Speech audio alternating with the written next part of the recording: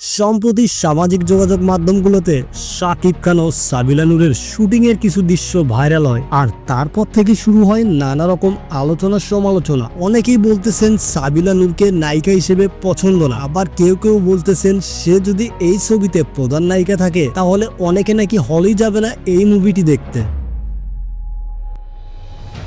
সবাই বলা বলি করতেছে সাবিলাকে কোন অ্যাঙ্গেল থেকে নায়িকা মনে হয়। তো দেখেন, আমরা কিন্তু আদৌ জানি না এই ছবিতে শাকিব খানের মেইন নায়িকা অর্থাৎ প্রধান নায়িকা সাবিলা নূর নাকি অন্য কেউ। সো এটা নিয়ে আমি মনে করি কনফিউশন বাড়ানোর কোনো দরকার নেই। সাবিলা নূরকে নাকি তাণ্ডব মুভি থেকে বাদ দিয়ে দিবে এমনটাই নাকি বলেছিলেন পরিচালক রায়হান রাফি। তো আমি এই নিউজটা দেখার পর অনেক রিসার্চ করলাম, বাট সত্যি বলতে আমি এই নিউজের কোনো সত্যতা এখনো খুঁজে পাই নাই। আমি যতদূর খবর পেলাম এটা একটা বিভ্রান্তিমূলক নিউজ যা মানুষের মাঝে গুজব আকারে ছড়ানো হচ্ছে। সো এসব গুজবে কেউ কান দিবেন না।